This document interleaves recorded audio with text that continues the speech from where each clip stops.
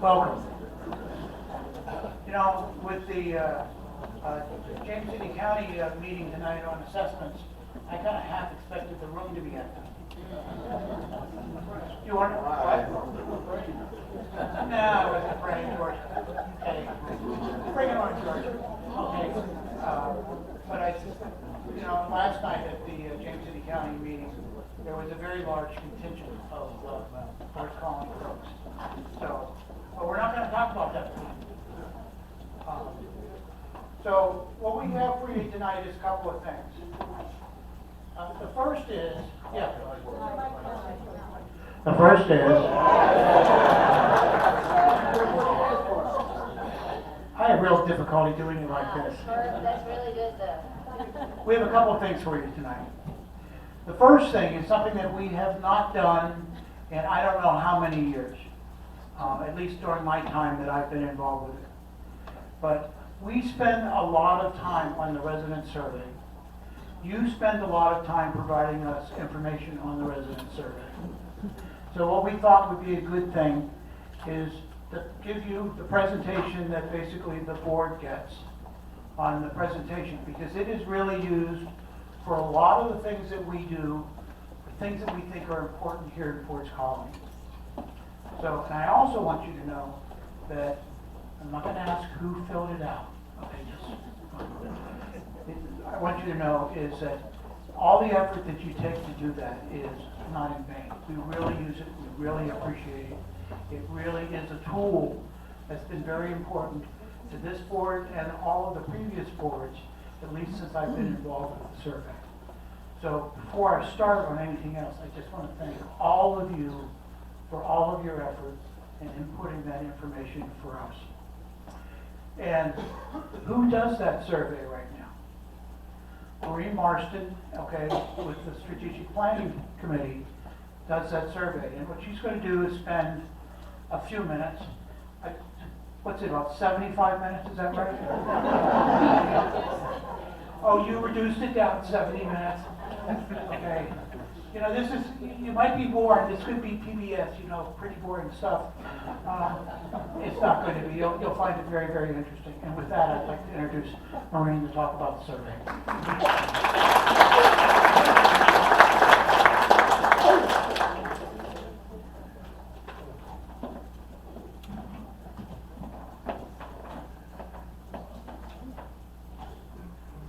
Can you hear me?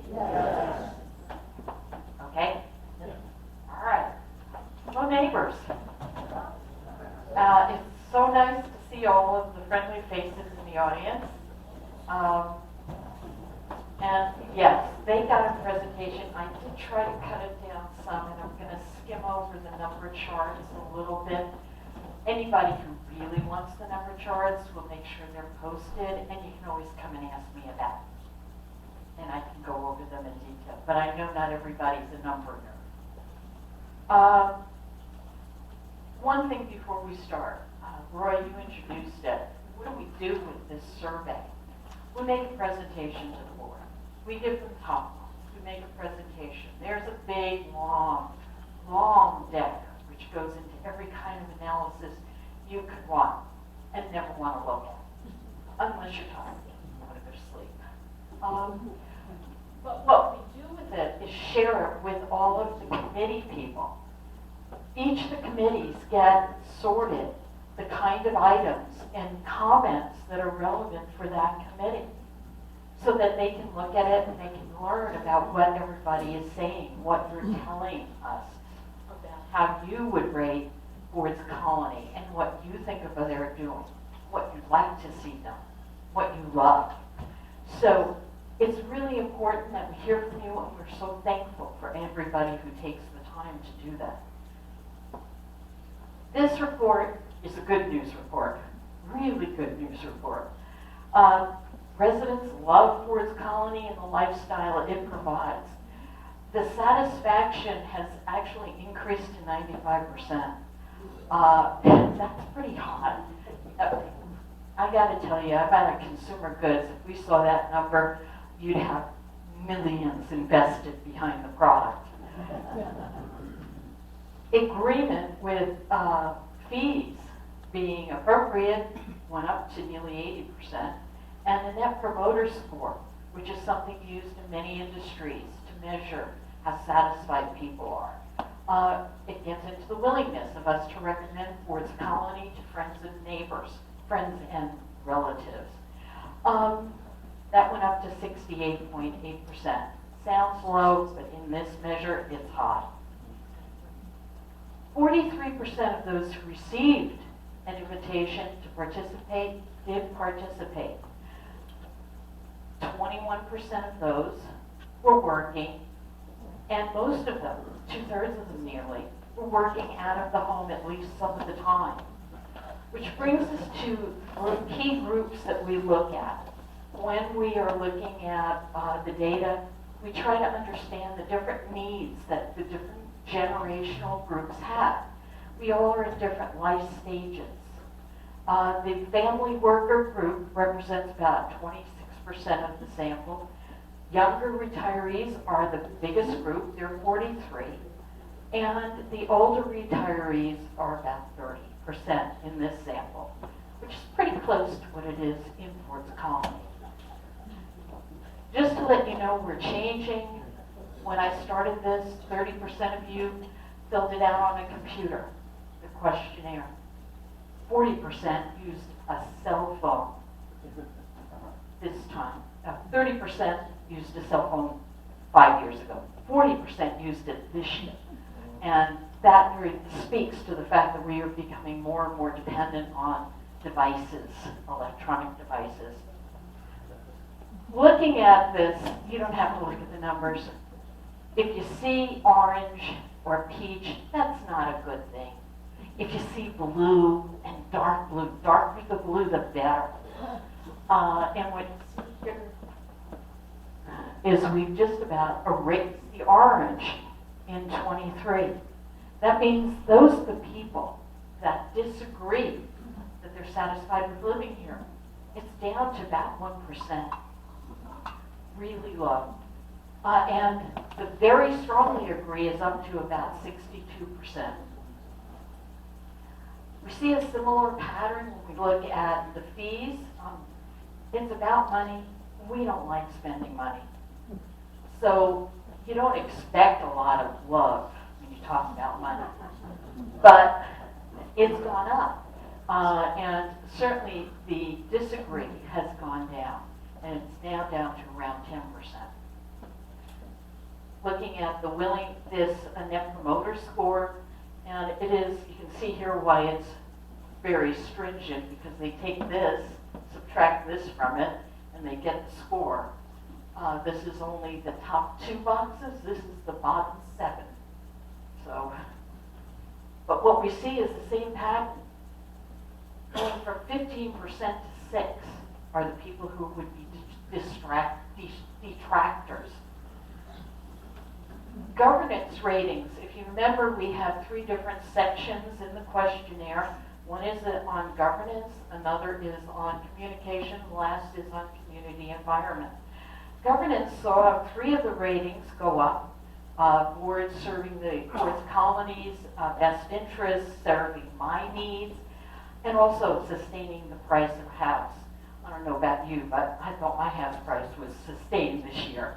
Anybody not look at Zillow or Realtor.com recently? If you haven't, look. But 2 items fell. The items that fell had to do with the MA and the community service being responsive to me, to my needs, and easy to work with. Now this was a concern, and we're going to talk more about this toward the end of the presentation. But I wanted to tell you again how it works. As soon as this top line came out, I had a phone call. Can you come in and talk? Can we go over the data? And it was Drew and managing wanting immediately to know what were the problems and how they could take care of them. Communication was identified when this survey was first started. By the way, Roy is the one who first started this form of it.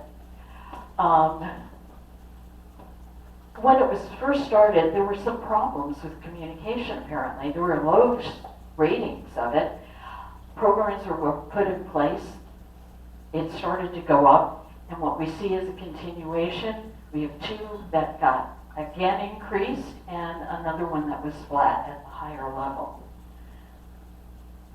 And this is truly the eye chart. Don't even try. But this is the community environment, and it gets at how beautiful we are we maintained, our safety and security, emergency responses, and of course, clubs and amenities. These are basically flat this year, and we didn't see much change except for the fact that sports colony amenities, meeting my needs, did tick up a bit. One of the things that people frequently ask about is, okay, you talk about satisfaction, you ask all these things, but what really will drive the satisfaction up? What makes the residents happier? So if I want to put my efforts against something, what's going to be the thing that drives it? And so we did some statistical, magical stuff and came up with what were the biggest contributors. And what we see is it's about money, honey. And 25.6% are the appropriateness of fees. I want you all to realize the word is appropriate, not cheap, because people really want good value for their money. And they want to get the services they want, the amenities they want. They don't want to pay more than they think they should. Another 50% contribution to the satisfaction score is from the HOA and the community service managing agent. The actions that these people do contribute to our sense of satisfaction here. And there's a recognition by the residents that this is so.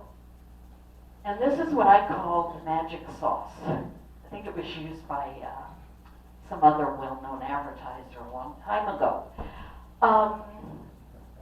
The magic sauce that really makes this place special is the beauty, it's the people, it's the relationships, it's the active lifestyle. All the things that we moved here for. And those are the things that account for 15.6%. In Talk of the Colony, we used this simplified version of that, just a word chart. The reason I pop it up here is because I want to highlight that in this, behind this, are all the volunteers. The volunteers who make everything happen here and make us happy. They are the reason that our fees can be low, and they're what get things done. The committees, the board, the clubs. And as a result, I was asked to add a section to the questionnaire. So when you're doing the questionnaire, there's those parts we went over are always there. But this is an added section that we added this time to probe who are the volunteers. And what we learned was that 16% of people are already volunteering. Most of those are what we term the younger retirees. They are people who are retired, no kids in the home, and they're between the ages of 61 and 76-ish, some places. And by the way, everybody is as young as they feel, because not all of us are in that group, so I'm just saying. Wish to volunteer is about another 10%. And about half of those are willing to serve on the board and the committees. We have 76% who don't want to volunteer at this time. So the question was, why? Is there anything we can do to change that? So we asked questions, got some answers that really do make sense. And again, we go back to the life stages that we're all at. So if I start at the bottom, you're not going to be surprised to learn that the family workers are most likely to say, I'm busy with my kids, my husband, and my work, and I don't have time. So going to the top part, the people who say, I really can't at this time because of either personal or family health issues, that is most likely the older retirees. And then the next two groups really are the ones who say I'm on hiatus or that I'm volunteering elsewhere are most likely the younger retirees. And I want to remind you that those younger retirees may have already made a commitment. It may be that they're working at their church, that comes up a lot, food pantry, Colonial Williamsburg, OSHA. There's plenty of ways that we can contribute to the community that aren't just here. The only thing that came up, which is being talked, we've talked with volunteers about, is there were a few people who actually thought they didn't have the confidence in. I gotta tell you, there's a volunteer assignment for just about anybody. And by the way, everybody who's here made some pretty good decisions. They must have pretty good minds. You know, we are not a community of dumb people. And so we got the makings of good volunteers. Nobody should question their abilities. One of the things we do at the end is we ask about likes and dislikes. The likes and dislikes, fun way to close it down, but when you sit there and read, if I get down one day, I just go read the likes. It really is an upper. 74% of you wrote about what you like, and I'm not going to put a number chart. This is the word cloud. It's used in industries. And the biggest word in the center is the one used most by people. And if you look at this, this is about community. The closer a word is to the center, the more it's related. It's a beautiful community. It's maintained. It's secure. It's friendly. It's my neighbors. It's my neighborhood. It's my home. Trees, paths. It's beautiful. And it just, you read this, and there were people who said, I come through the gate, and it's like entering Eden, entering Nirvana, entering Shangri-La. And when you read stuff like that, you feel good. Obviously, we're very smart. We make good choices. The likes differ by the groups. When we family workers, the family workers tend to emphasize the community, the environment, not so much the people and social. And we say, why? Well, we got a life outside. The kids, the school, the sports, the exercise place they go, the place where they work. So there's tons that they do outside, and they have a lot of connections outside. And they're busy during the day when a lot of our social activities take place. The older folks are very happy, but in a more general way, and they'll talk things that are positive.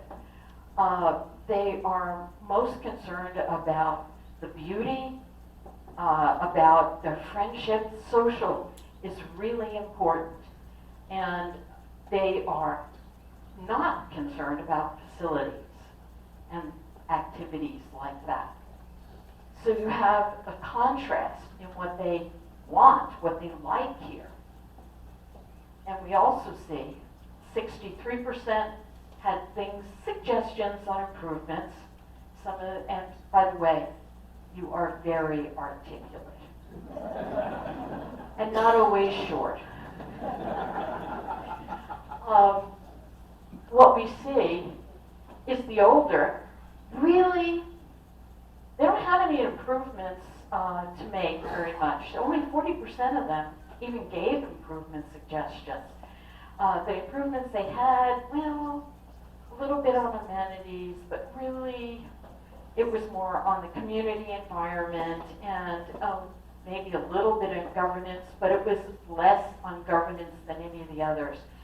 In contrast, if you look at the family worker column, what you see is they want amenities. They want things their kids can do. That's what they'll say. Literally want to see My kids can ride their bike to the pool, to go play with a friend. They're worried about safety on the roads and the kid being able to do that.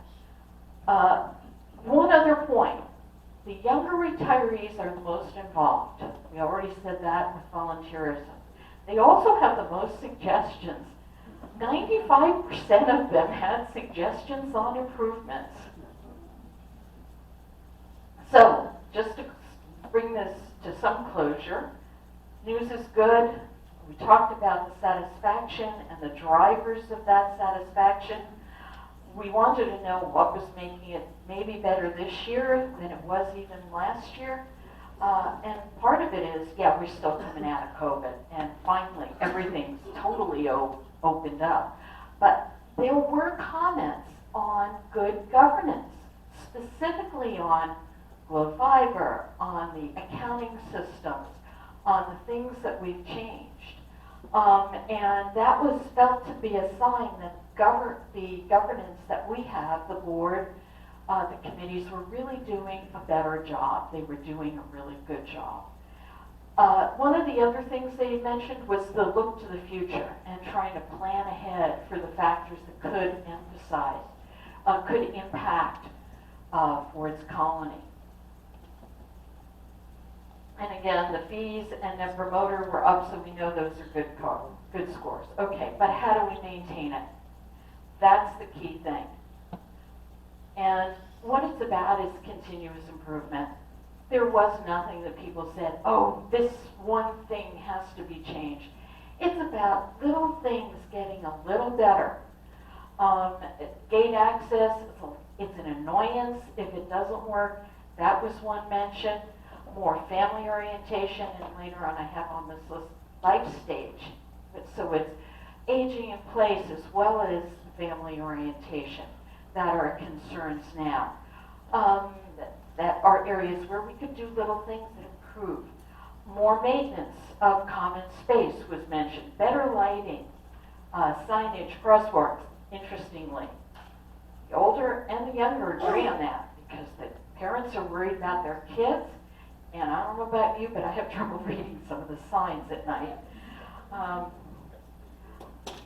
Environmental, and that's a good sign of continuous improvement. We now have very active green coordinator. We have a green team. And my husband, coming back from tennis, said he could barely get by all the people online to drop off their soft plastics on Saturday. So continuous improvement, just little bits. Still, and I think I was talking earlier this evening about this, we are a group of people that think things through. We're very informed, and we come to opinions. They are not always the same. So you have the people who want the dues cut. You have the people, hold where you are, and you have the people, hey, wait, we got to spend more so we stay competitive and we have the up-to-date amenities. Then you have people who say, they're driving too fast. And then you have people who say, the speed limit's too low. And then you have the covenants and the rules and regulations. I want that house to be told they have to change. Please, why are you insisting I only use those paints? I have this perfect color here. So they have that challenge going forward. How am I going to make sure that I find the right balance? And I'm glad it's your job now. Said I was going to get back to the two governances. This also means I'm coming close to the end of the presentation. There was an effort to look deeper into it. Reasons of this decline were teased out of comments on ratings. We looked across the board, and what it seemed to be was a confluence of events. There was a staff change. We had lost some staff, and it was around the time when we were going to close the offices on Friday for transition training to go to eUnify. And this meant that people calling in weren't getting the responses they wanted. A lot of them happened to be the family group that only had certain times to do it, and I think they may have gotten a little more annoyed.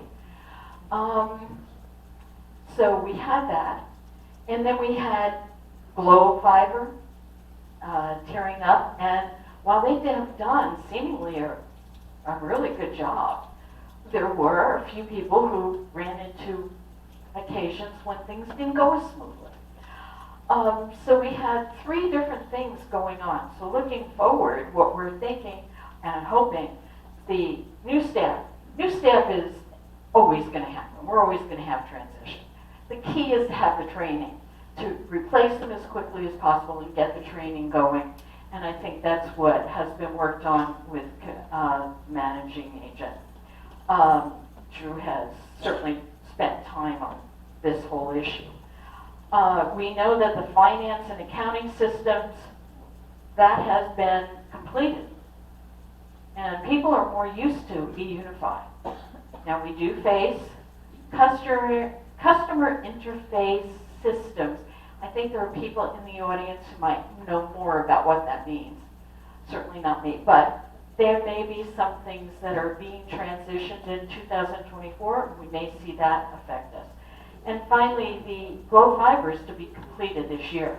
So with all of this in the spring, like now, soon, all of these happening, we're hoping to see the ratings go up as disruptions go down. The final thing that I want to talk about is communication, because the heart of good governance in an environment like this, we truly are government of the residents, for the residents, by the residents. So we need to have clear communication. It has to be constant, and there has to be a perception of transparency, clear communication of trade-offs, of conflicts that residents have in their desires for different projects. Residents want to feel that they understand the decisions and the choices that are made. Similarly, finding ways to make sure that the residents' views are heard, understood, valued. I think that's very important to many of us, that our opinions counted, and incorporated when appropriate into the decision. Communication of changes in any rules, regulation, covenants, so we know them and we're not caught by surprise. Nobody wants to be caught by surprise, somebody saying you didn't do this and you were supposed to, or at the time of the sale of their house and have it mess something up. One suggestion for that is going online. And that making submission of access to the forms and submission of forms online certainly would help family and workers group. We do have to remember paper has to stay around for those who are not computer friendly. And the final point is good news breeds good feelings. It really, really does. Every time we tell somebody about something we did that really gave us joy, we share it and make people happy, and they might go out and do it too. Hey, I tried the nature trail. I went by the garden. It was so beautiful. You tell somebody they try it, you're sharing that. So that is communication that we can do. So, and it's about celebrating who we are, what the good parts of us are creatively. Also emphasizing the volunteers, the work they do, and appreciating it so that people want to be part of that group, to get more volunteers. Besides which, volunteers deserve to be thanked. HOA accomplishments and improvements are something that we all want to know and keep track of. So this communication, this constant flow, they need to hear from us as residents, and we need to be telling you as committee and HOA people what's going on. That communication is actually what the survey is about. And so finally, I want to thank you, and open it up for questions. I already have one. Yeah, my name is Dan Coleman, 123 Royal Warlington. I've lived here for 11 years. I don't know who you are. You're all the board members, I'm sure. No, Okay, who are you then? I'm Maureen Marston, and I'm a resident of Western Gales, Okay, and I work on the Strategic Planning Committee. I'm the Okay. chair of it now, but when I started, I was working with Roy on this question. I would appreciate it if whoever comes up to talk would introduce themselves at least. I tried to get an agenda of this meeting today, did not find one. I don't know if there is one. I assume someone has some kind of control over this. Communication is an issue, okay? And I appreciate all the volunteerism, but communication is an issue, and my understanding was there's gonna be some other issues discussed. There are. Other than this, and I don't know what that is and when that's gonna happen, okay? So, communication is an issue, and Yeah. I love that you're all volunteering. I'm not gonna volunteer, but let's have better communication, okay? I think we can get you an agenda, so you do know. What about the rest of these people? They may want one too. I don't need one now, I'll sit it out. But at any rate, Okay.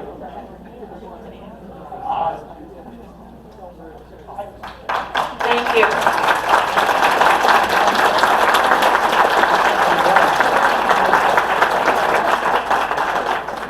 And I am Roy Madsen, I'm the chair, I'm the president of the board. Before we let Maureen sit down, does anybody have a question for Maureen? Any other questions? The rest of this agenda is all about the community goals for 2024. What we're going to do is that whoever is the board lead on that particular goal is going to spend a couple of minutes talking about that, and then there'll be an opportunity to ask questions around each one of those goals. We're going to start with the four major community goals. That's the country club goal, cost containment goal, the working family goal, and last but not least, the governance goal. From there is that we're going to talk about a couple of things that came out of 2033 task force. And Maureen talked about some of the forward-looking things that we have examined and look at an idea of those things that we thought were important enough that needed to be incorporated for us to go forward.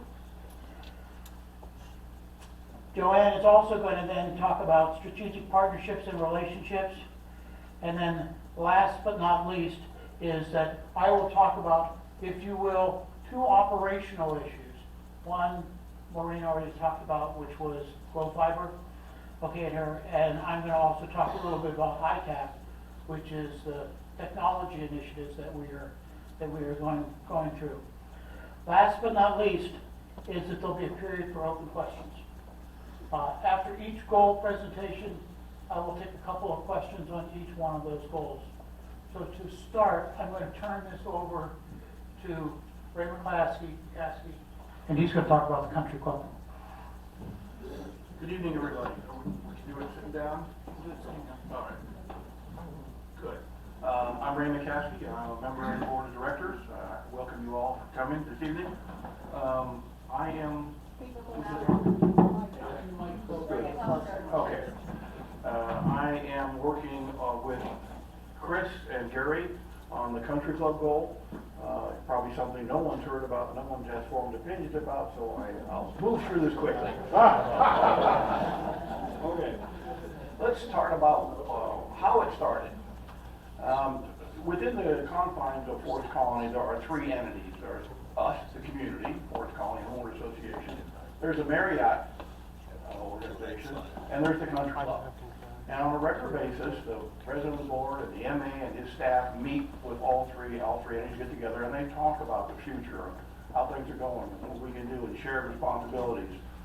Things like the pipeline project, how to divide up the responsibility of that, the roads, and those type of things. So, out of a conversation between, quite frankly, Roy and the general manager of the country club, a seed of an idea sprouted last year. And let me read the title of the goal. And that is to explore the options and opportunities to enhance and synergize our relationship with Forest Colony Country Club for the betterment of the community. Okay? There's one of the prime directives that the board has is to look at and explore any and all opportunities that could enhance the living experience of Forest Colony residents. All right? Along with fiscal responsibility and safety, constantly on the lookout of how we can improve our situation is an important thing. Well, out of this conversation, we feel that this falls under that directive. How did we start it? Well, back in February, Roy and I met with the general manager down there, RJ, and quite frankly, we were bold and said, you know, what are your intentions? What are your goals? And he laid out, what their directive was, what they hoped to do. And that was certainly to enhance membership, but also to reinforce the relationship between the community. Over the years, the community and the country club have had a number of different relationships, and it's been stretched and pulled, and it's like taffy. And so what they were hoping to do is improve that situation to the betterment of both parties. So we asked them, what are you proposing? And what they're proposing is a nominal fee per household would allow everybody in the community to have access to a social membership. Along with that, they're proposing building and staffing a food service facility at Westbury Park, building a new fitness facility at the country club that would have, we would all have access to, and along with increased meeting space. Now, why did it get our attention on the board? Because we are constantly hearing that we have a desire for additional meeting space. Basically, we have these 2 rooms and 2 more rooms down the hallway and a couple of rooms over at the CSB. But there's a couple things that we lack as a community moving forward. One is dirt. We don't have any more. We are built out. And the other is, of course, being fiscally responsible. We want to make sure that we're getting our money's worth. So we agreed at that point to continue the conversation. Then we asked for some documentation. We asked for a letter of intent. We wanted it in writing, what is their goal? What do they intend to do? What are they looking to accomplish? We asked for a financial statement. One of the first things that popped up in our minds, and I'm certain a lot of yours is why are we going to be giving money and trying to bail them out? They've got a problem, they need to fix it themselves. So we asked for a financial statement. And the last thing we asked for was a written proposal from the country club on their corporate letterhead, not from the country club, but we wanted it from the Invite Corporation, who is now the owner, along with 200 other country clubs across the country, so that we would have a baseline to work from. Okay? We met with them in February 22nd. To date, we have received no response. So what I'm trying to present for you to consider tonight is nothing. Good job, Rick. All right. We hope and we feel that we'll hear something in the near future. You know, there's different ways you can look at the delay in receiving the information. If we would have gotten a quick response, to me it would have seemed like maybe they were insincere. Because it's taking longer, tells me it's being driven farther up the chain, which means that whatever they do offer is real. We have something to talk about. Right? So at this point, there has been no presentation made to us, and conversely, the board has made no commitments. No one guaranteed anything. The only commitment we made is to continue the conversation, which goes back to what we mentioned earlier about our task is to look at anything and everything that could better our community. Now, let's talk about moving forward, what we're going to do, what we've already planned on. We have put together a task force of 8 people in the community, excellent minds from a variety of different fields, with golf experience, financial experience, banking, legal, you name it. We've got a great group to ponder this situation if we ever get an offer. Right? The way this is going to be structured is that whatever is offered will be studied and reviewed and contemplated by the task group. The task group will then make a recommendation to the board to either accept it and move forward, or a recommendation that we just don't accept it. Once the board has it, they'll spend, I'm sure, a few months doing the same, studying it, talking to different people. I can tell you that there will be town hall meetings just like this, specific to the topic. There'll be Q&A sessions. And we're taking the approach that this is not going to be something that's worked on by just the three of us here on the board. We are going to try and get the activity and the participation from as many of the committees that we can. Okay? This is not something that the board is trying to bundle and sell to you. We're your neighbors. You know, we don't want anything different than what you want. We're just the ones who raised our hand and got this dropped on my desk.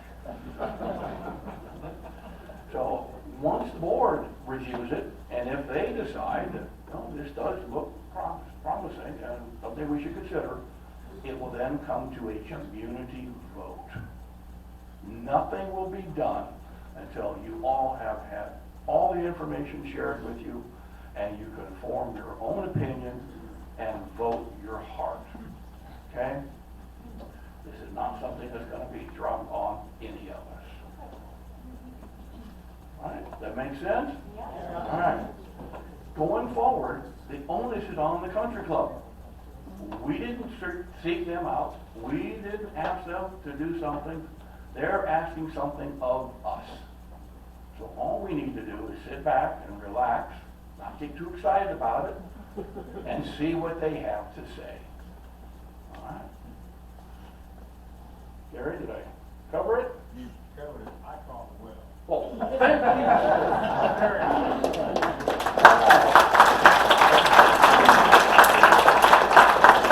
Having no questions, we'll move on to the next. Any questions? Please, speak loudly.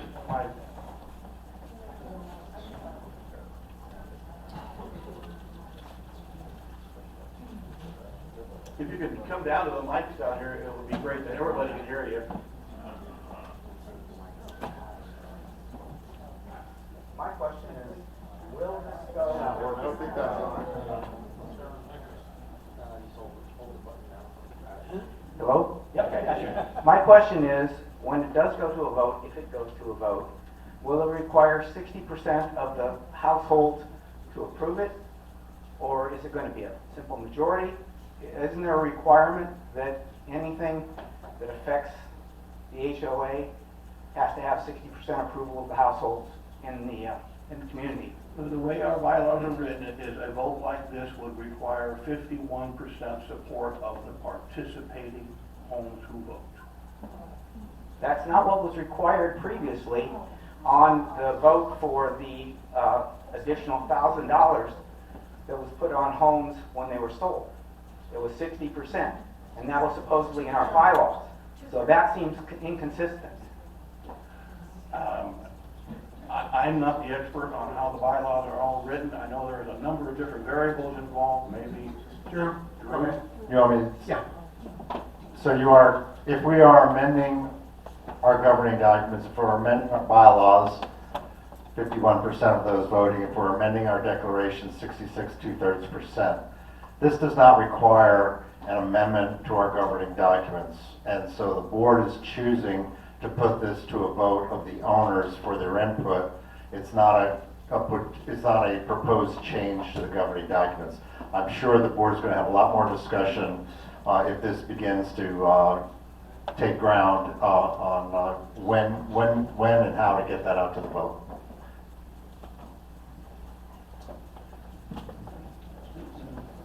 I introduced myself earlier. I'm curious, why doesn't the board send a letter to, and it's not Club Corp, who is it anymore? I don't know. Why don't they send a letter saying there's a lot of interest in this? If you're interested, let us know, at least with a short letter of what your intention is. If they're not going to do anything, let's just drop it and get on with it. But my question is, why don't we just send them a letter and say, respond by such and such a date? Okay, that's all.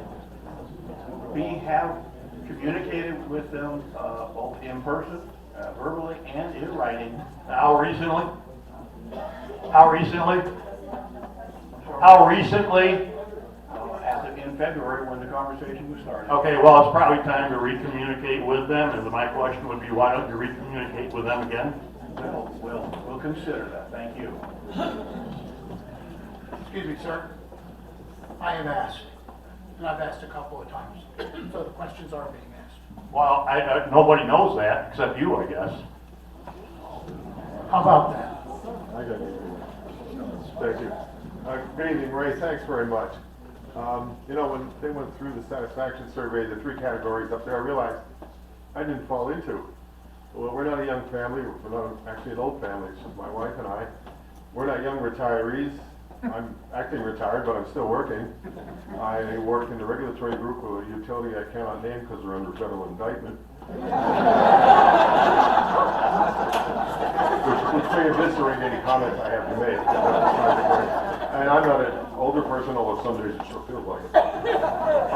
First of all, I'd like to thank Ray and anyone else on the board that may have worked on this project. I came in actually loaded with a whole bunch of questions, which I will put aside now. I even have pitchforks and torches in the car in case I think, frankly, I'm driving over your lawn on the way. I've just done a lot of landscaping, Dad. You stay off my lawn. I think, frankly, given my years of experience, hooking the bear would be a bad idea. Just wait to hear from them, if indeed they ever get back to you. The other thing I'll say is, I have a question about the voting threshold. Is that 50 or 60%, putting that part aside, of all the HOA, or just those that actually cast a vote? Just those that actually cast the vote. So of the 2,500 more or less households, if only 100 vote, you have to get 51 positive votes to pass something.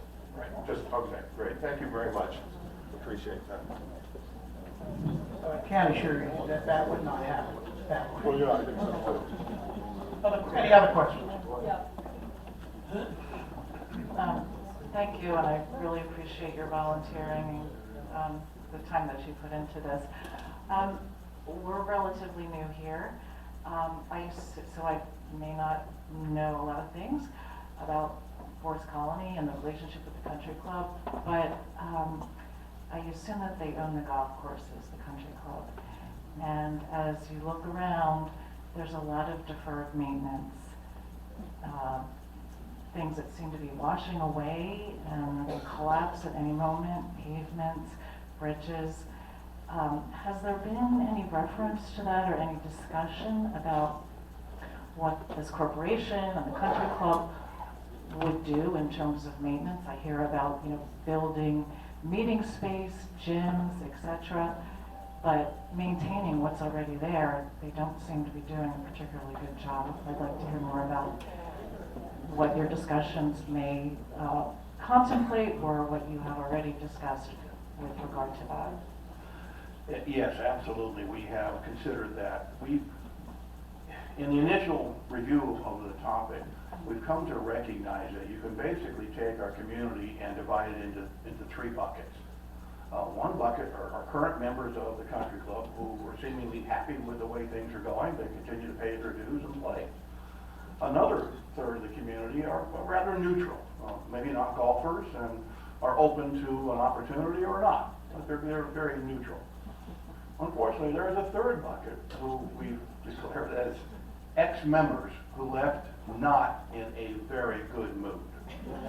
I have literally a binder of issues, problems, complaints, frustrations. We can make a list of 100 topics to talk about. And it will be part of the conversation, absolutely. What we're hoping that we can gain from a potential agreement like this is to having some more input onto how the club is managed. Now, the reality is that it's probably going to be hard to do when they're one of 200 and the CEO sits in an ivory tower in Dallas. But we're hoping to improve that situation. But thank you. We're aware of it. One more. Could you please, I'm trying to think about Ford's Colony without the country club. And could you please say something about property values with respect to this initiative? Sure, absolutely. Security and the values of our investments in our homes is an absolute issue in this conversation, okay? We don't own that land, it's all owned by the country club, and I can tell you that personally, I have lived in a community where the country club folded, and we watched the dirt go brown, and we watched the rabbits take over.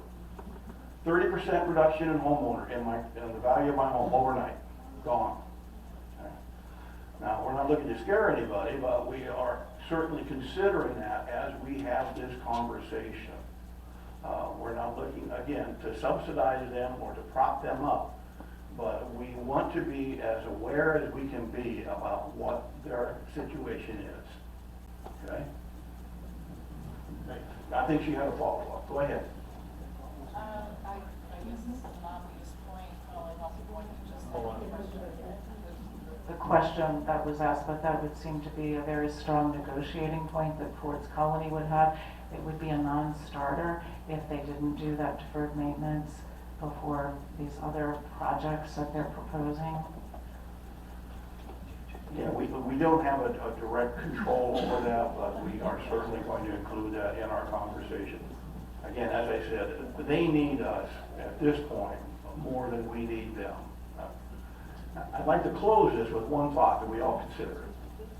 Imagine if what they propose to us is enticing and that it goes through the process with the task force and we think it's something to put forward to the board. And the board works that process for 2 or 3 months and they think, wow, this is enticing enough that we need to put it to a vote. And it goes to a vote and it passes. It's going to have to be one hell of a proposal. Really. I think we're all a little skeptical. We want it to be a positive thing, but it has a lot of hurdles to clear. All right? So all I can ask is as we move forward, relax. Everybody's opinion is the right opinion. You're entitled to it, absolutely. But this, again, isn't something we're trying to pull over here. We'll get past you. Thank you. Thanks, Ray.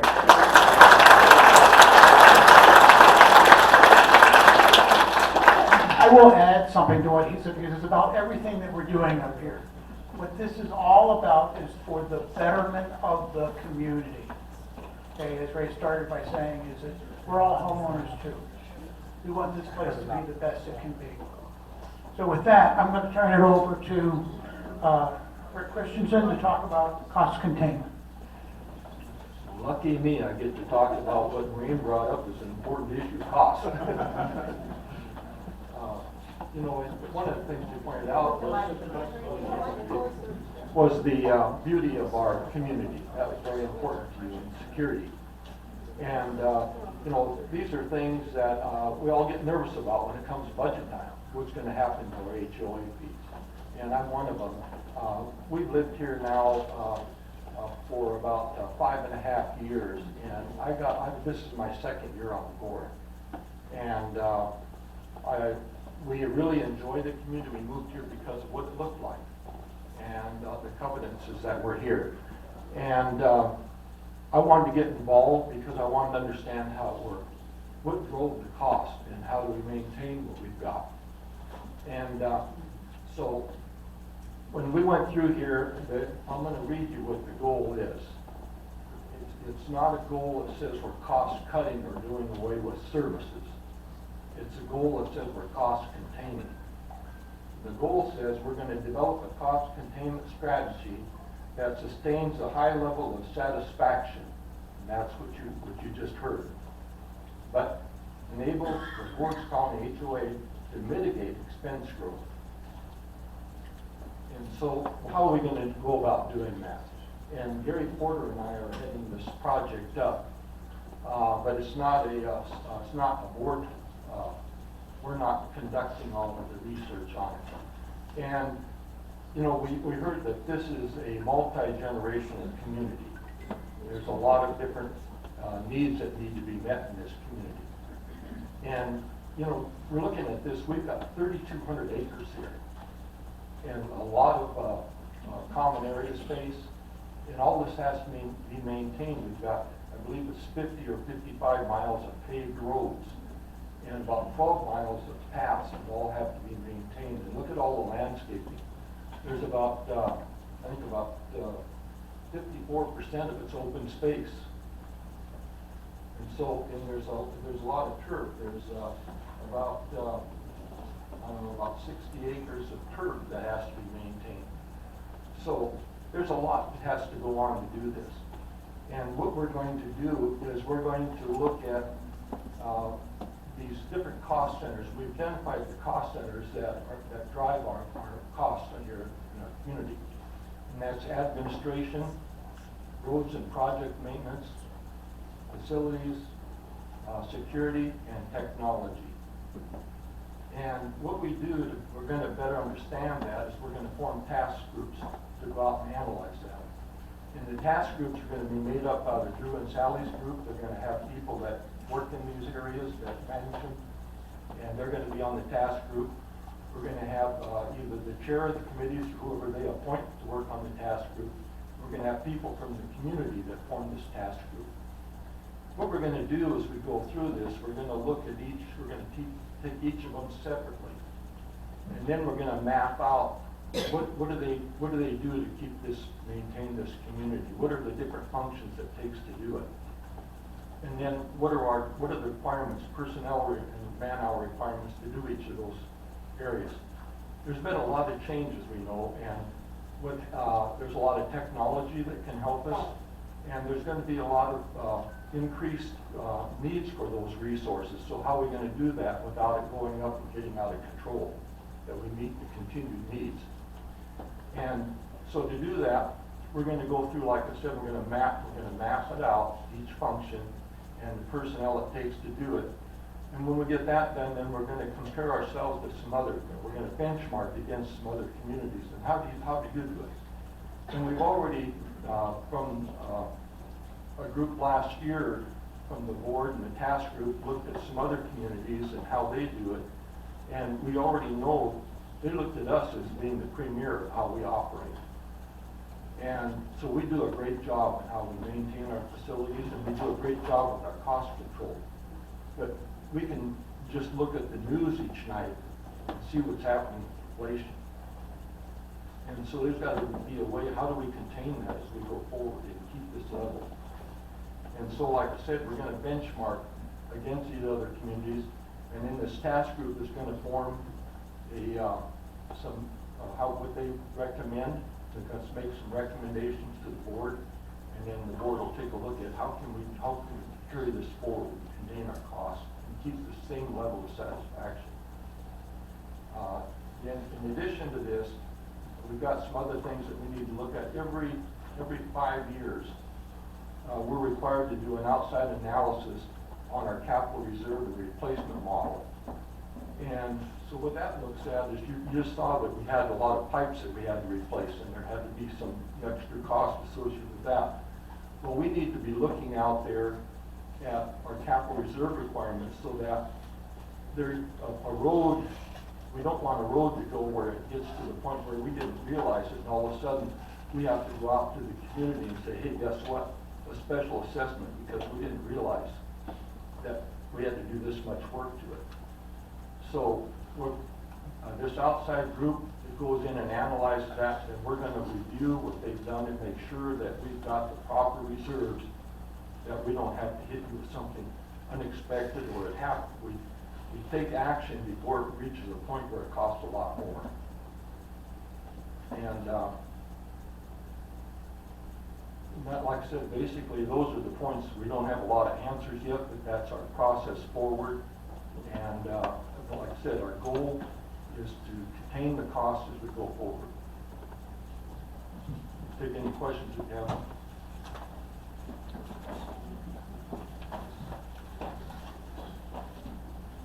I don't need no mic.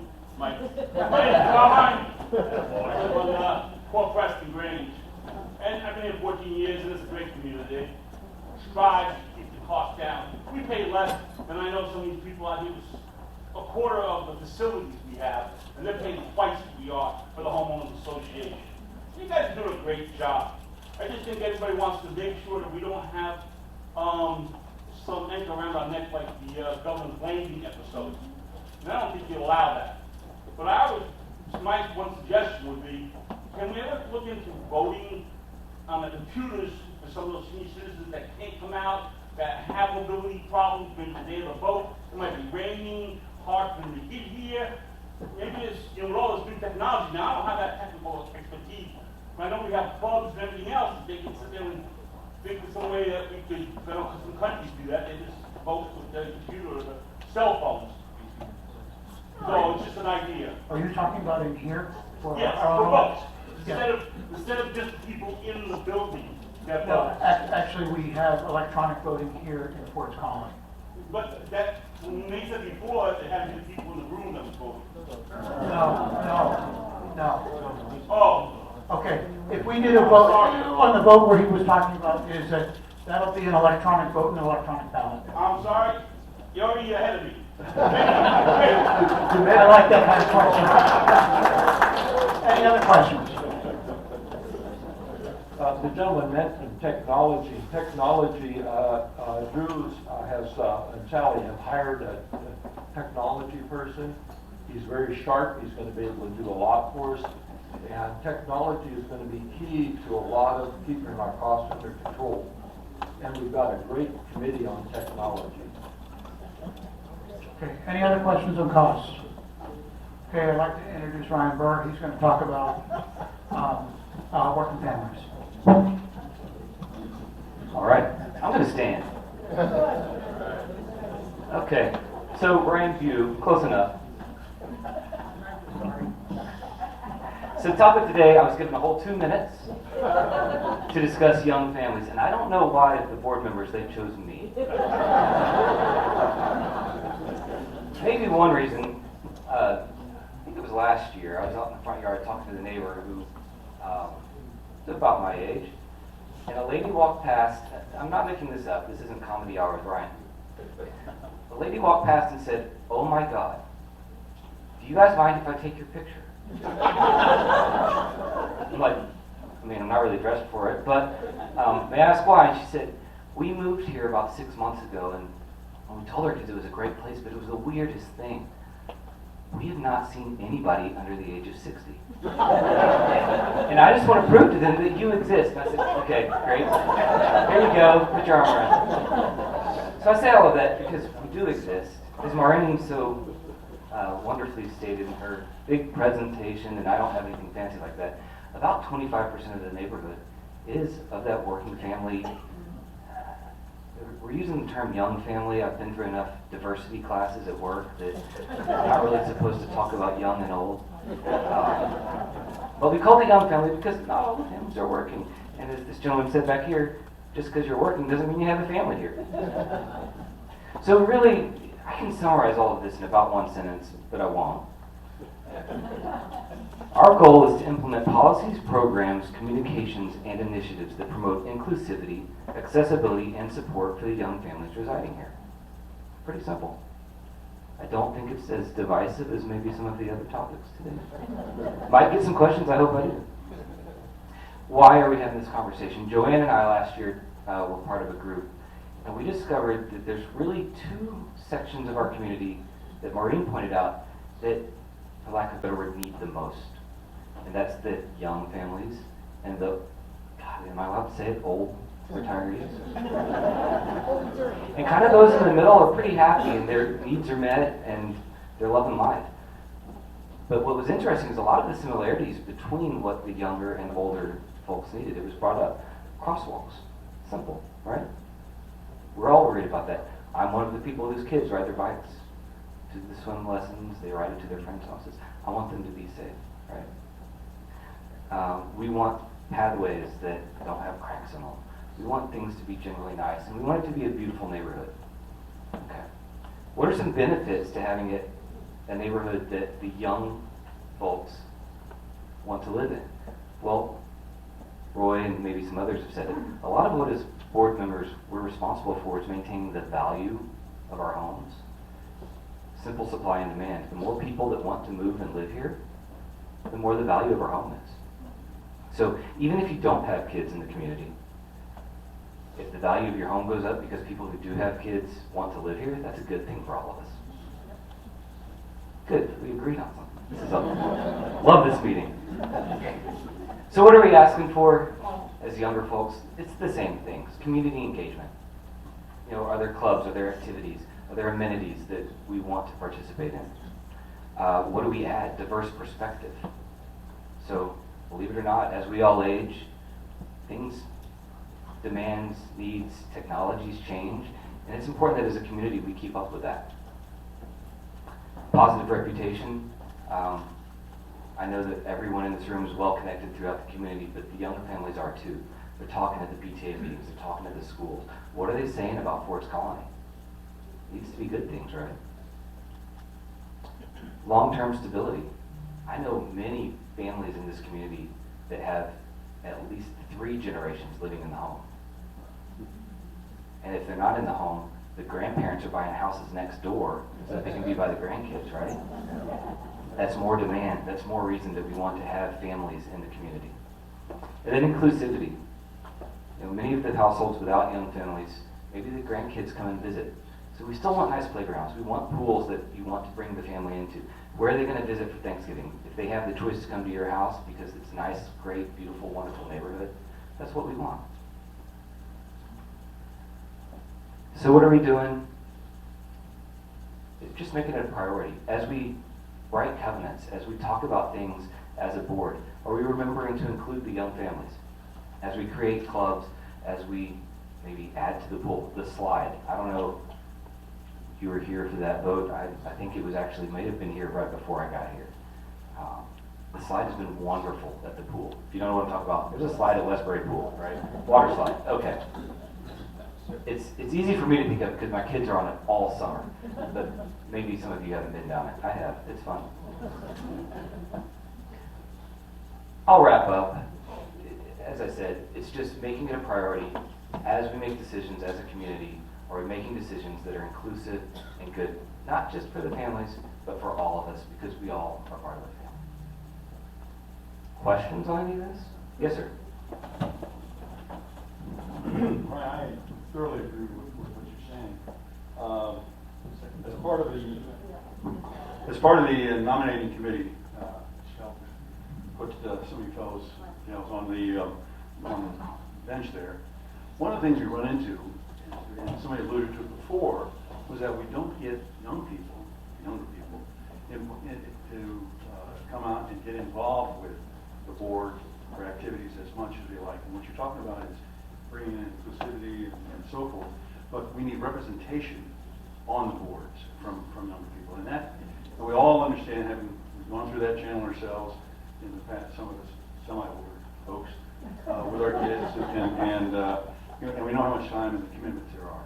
But in order to make this really work, and I guess I'm just reaching out as a nominating guy, we really need help from the younger people in this community to come out and volunteer to the boards and get engaged in the community, because that's what makes it work.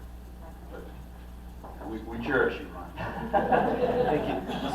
Big amen for me. Yeah.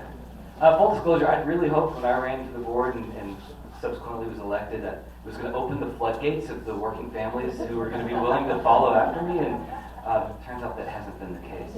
A quick plug for what Rick just mentioned on cost containment. You're alluding to it as well. Much of our community is managed by volunteers.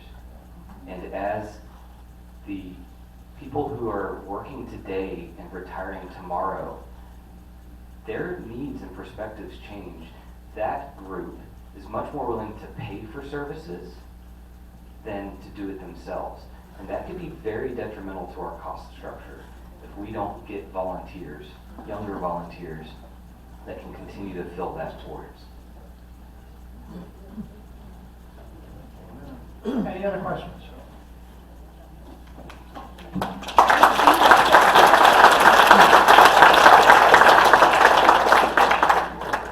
Everybody take pictures and send it to the nominating committee. Should we be checking ages at the door?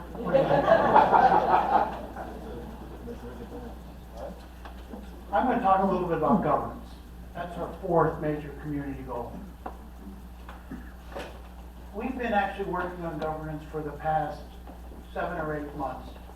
It's something that came out of the Forest Colony 2033 effort. What our intent was to evaluate how this community is governed and determine if any improvements or changes will be necessary in the next decade. We also, to do so, the task group spoke with multiple HOAs and HOA management service providers to evaluate a couple of things. First is the management approach, of which approach and model would be the best. Which would be the best? There's 3 or 4 that are really prevalent. Okay, we have a hybrid, by the way, here in Fort Colony. And second is what governance models, looking at governance models to identify what the potential organizational improvements might be here in Fort Colony. This group has probably spent about 200 hours, okay, or at least that, over the last, Ray's shaking his head because he's been one of the members that have been doing this, probably more than that, over the last 6 or 7 months, actually more than that, to evaluate this question. We really wanted to look at this from both the provider and customer perspective to determine what would work best here.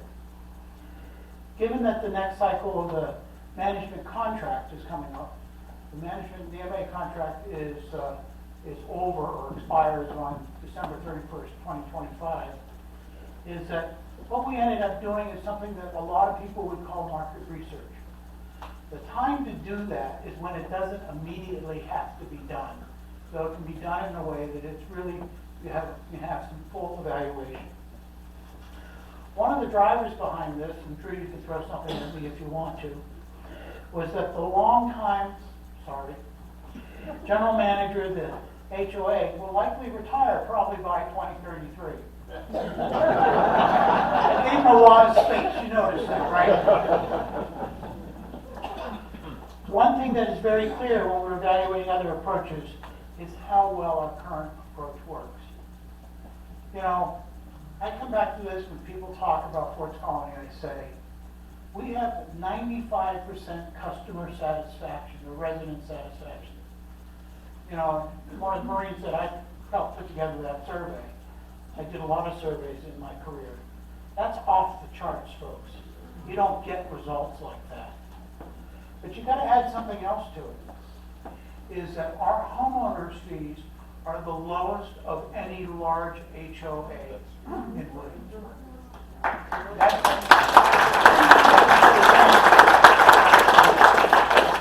It's a volunteer effort, it's the efforts of the residents, okay, and it's the effort of our MA to make that happen.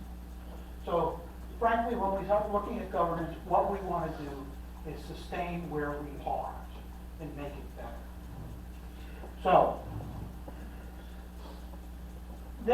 our review indicated to us that other models were lacking in the flexibility and costs that we now enjoy. You just heard that. It also made us realize that any competitive bid process would be similar to the last 3 occasions. George, what was those results? Retain RCS. So, because any effort can be improved, okay, the board decided that the preferred approach is to renegotiate the current contract. That approach is going to do has a couple of benefits and going to do a couple of things. It's going to be less laborious for the HOA. I mean, what? Not your host. George did this the last 3 times. Okay. A good thing for the HOA is it's going to allow us to directly address any concerns or issues with the current contract. You know, when there's a couple of proposals, et cetera, it gets caught in the competitive process. This process, we're going to be able to really touch the things that are important to us, and frankly, Drew is going to be able to touch those things that are important to him. And it allows us to ensure the proper succession of the GM's replacement. That was another driver, I talked about that already, is that, you know, maybe by 2035, Drew won't be around. Okay? But, you know, this is also, when it isn't immediately needed, it's the time to do it, to do the planning for this, because what we want to have happen here is to have something that's even better than what we have now. So,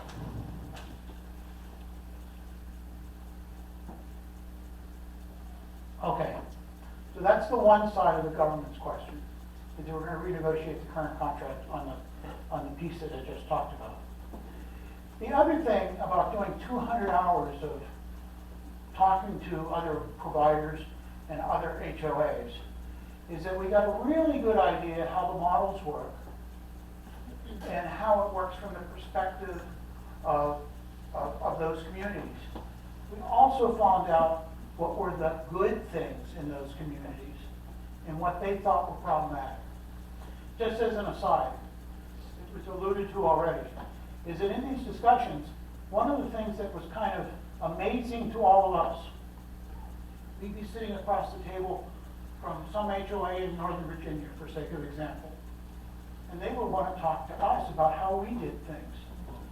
And that's because Ford's Colony is known for how well it does stuff. So again, another reason to keep what we have. But also in that conversation, we talked about things like board terms. I don't think that's necessarily a major issue, but it can be. We talked about structure of committees. We talked about fiscal calendars. We talked about operational coordination of what that was going on in those communities. That's the other part of this governance issue. And right now, we're in the position where we're going to start talking about, and probably with the board at the end of the month at a meeting, is maybe there is a need to change our board terms from 2 years to 3 years. It has a lot of impact and benefits for both knowledge of board members and making sure that we have the requisite number of volunteers, okay, on that board. We see a lot of benefits for that. We're talking about perhaps changing our date of the annual meeting and the calendar, because the more that we can synchronize our operating calendars, and I'm going to say it that way, the more efficient we can become. So those are the types of things that we're talking about on the structural side of the governance question. At the end of the day, what we're trying to do is that we're trying to make this place even more better. So, and that's something that, you know, take a look back about what Ford's Colony has done, and I'm going to jab at Charlie over in the corner, is that Charlie was part of a governance task force in 2014. Thankfully, Charlie, raise your hand, so, okay, Charlie's the former president, is that they talked about how there are issues that needed to be addressed then. Okay, we actually jumped off from that work that was done in 2014, and I would hope that in 8 years or so, the next board would jump off on the work that's being done now. Because having continuous improvement is one way to ensure that we continue to get better. So, any questions on that one? That's PBS stuff, I know. Hi, I'm going to be talking about the very last community goal, which is one that we have every year. It's called Strengthen Mutually Beneficial Relationships with Strategic Partners and Key Stakeholders. This is a goal we have every year because it is very important for us to maintain mutually beneficial relationships with our strategic partners and our key stakeholders. So who exactly am I talking about? The strategic partners are the Country Club and the Marriott Manor Club. And the key stakeholders are the James City County governmental entities and the realtor community. I just realized I didn't introduce myself. I represent the diversity on this board, and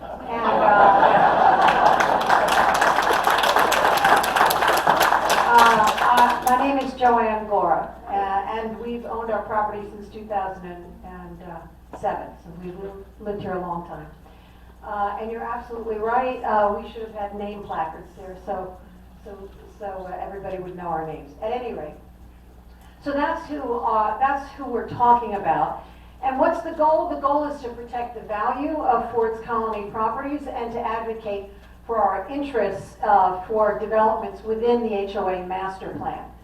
So, some examples. Right now, Fry Properties is building and developing Ford's Village, which will be on News Road, right across the road from Ford's Colony. But believe it or not, that's part of our, quote, master plan. So it's important to us how this property is developed. And of course, we want to develop a mutually beneficial relationship with Fry Properties if we can. Since it looks like it might be kind of a CCRC, a continuous care retirement community, with both independent housing and assisted living and memory care units.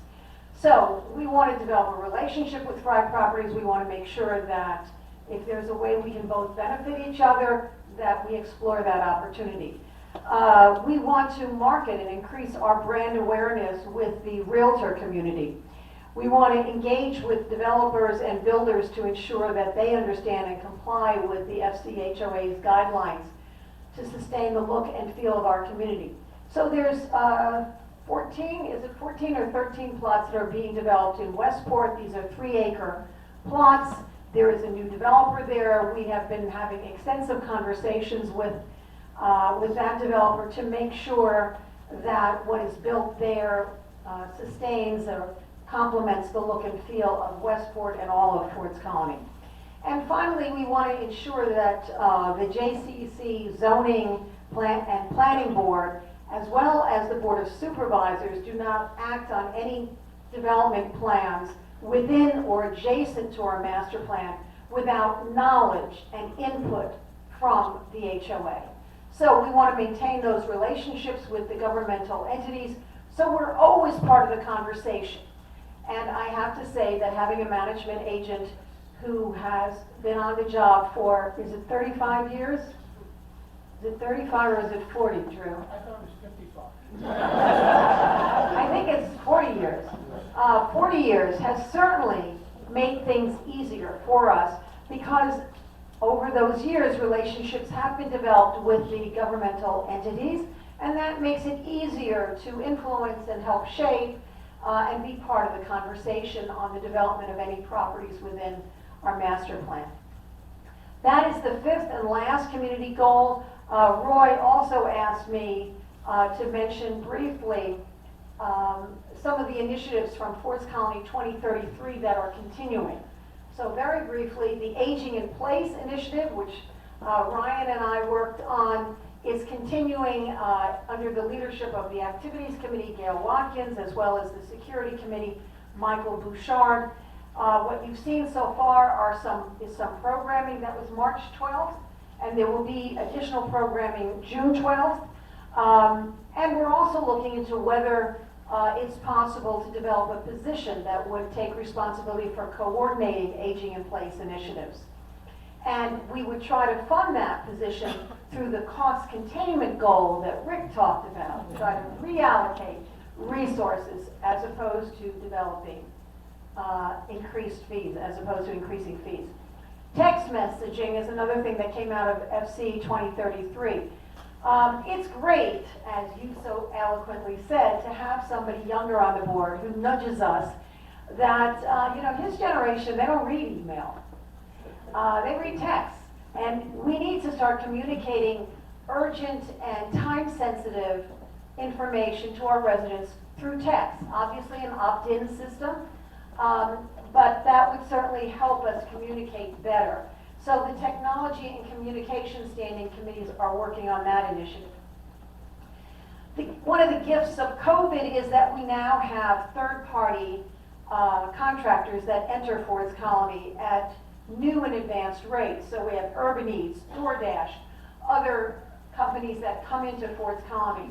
So we're sort of taking a look at gate controls, and we've asked the technology and security committees to investigate the next generation of gate control mechanisms to make sure that we are a secure community.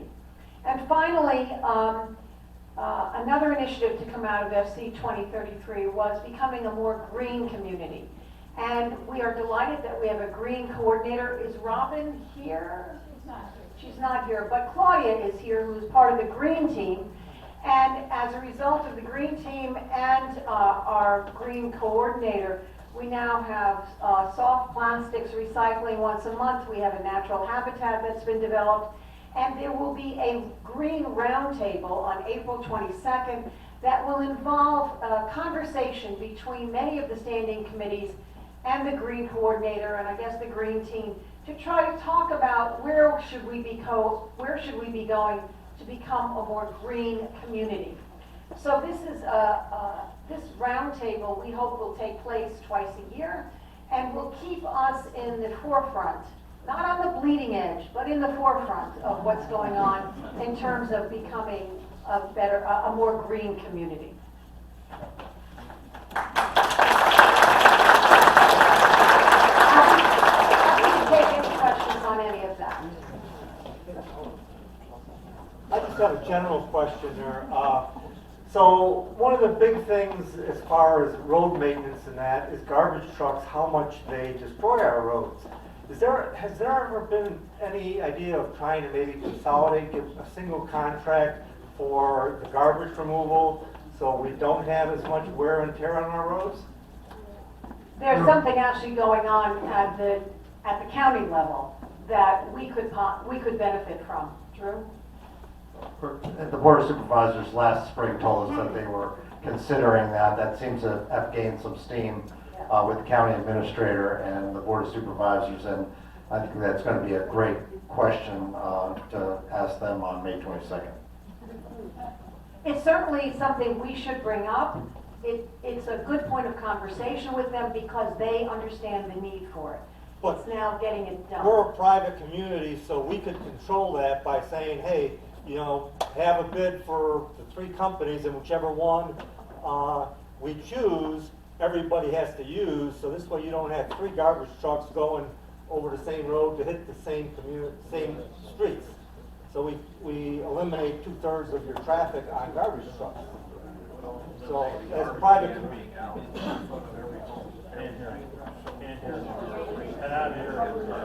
But please, the other thing to note is that that's true, but one of those services provides more services for people who can't do some of the things that other companies do.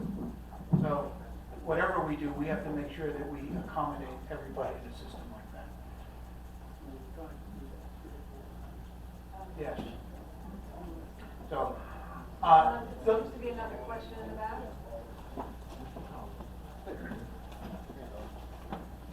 Back to the country club business, it just occurred to me something obvious. Okay, where's the Marriott on this? Because they also have a vested interest in that country club. Are they aware what's going on, if you know, between us and the country club, or if you're able to say? I mean, again, you know, they have a vested interest in this country club. And they have been part of some of the conversations. Oh, they have? Okay, fine.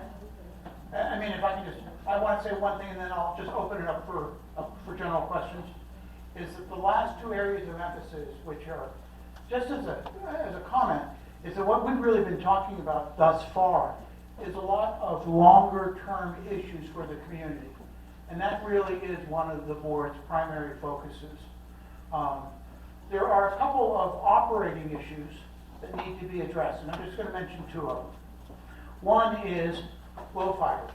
So one of our areas of emphasis going forward is making sure that glow fiber finishes the installation of fiber throughout the community, clean it up, get out of here, and leave it just as they found it, is probably the best way of putting it. The other issue that's going on is something we call ITAP, and that's the technological issues that have been alluded to here, is that there is this e-Unify system. It offers a lot of potential benefits to the community, and that's something that you will see more of, okay, as this year goes on and in the next year. So, with that, I'm going to open it up for any questions. I get this.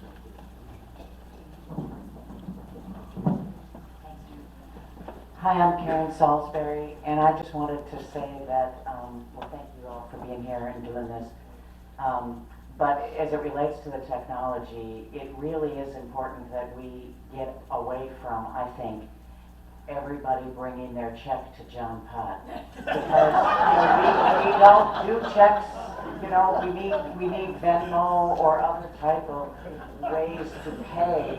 And I know that others are saying this, and that I think there is some work that's being done on it, but I would just like to emphasize that I think that's important.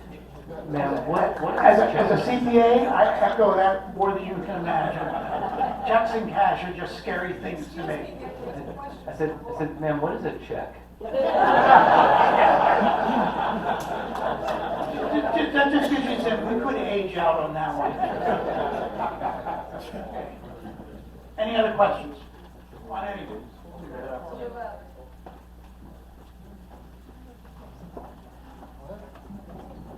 I'm Mona Key, and I live in St. Andrews Village on Royal Burlington, and I heard just through the grapevine that because of the security problem of elementary school children being picked up and dropped off there on St. Andrews, that the board was considering like a parking area.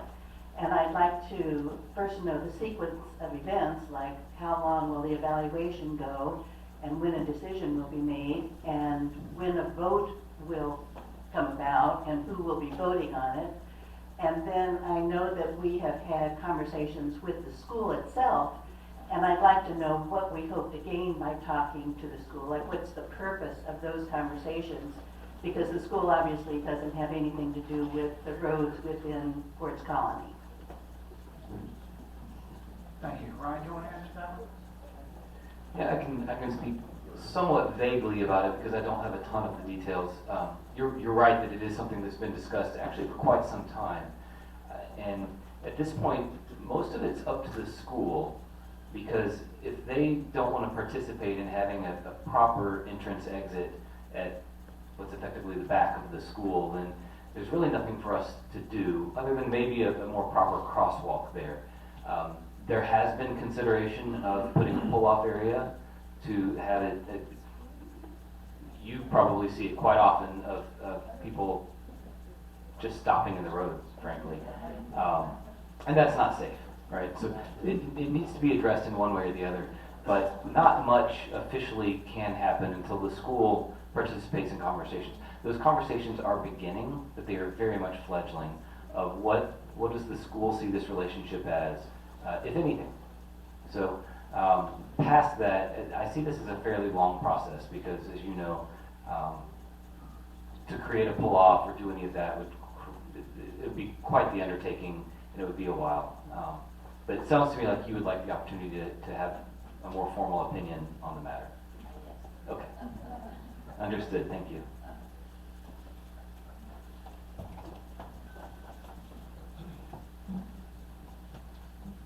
Bob Studhoff. Now that Cox has woken up to the fact that their customers are leaving, my understanding is that they may be considering putting in fiber. And if so, are they going to do the same thing that Fchoa did and tear up the property? Because I've seen that happen in Chapel Hill as one went over the top of the other. Is that possible? I don't know. Drew, do you know answer?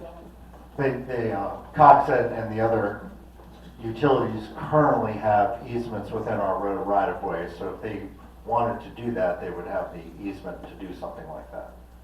We haven't heard of their, any inkling of their intention to do that, so I can't face that. But, yeah, someday in the future, that might be a consideration. Anybody else? I'd like to thank, anybody? I'd like to thank all of you for coming out tonight. We appreciate your comments and your feedback. Good evening.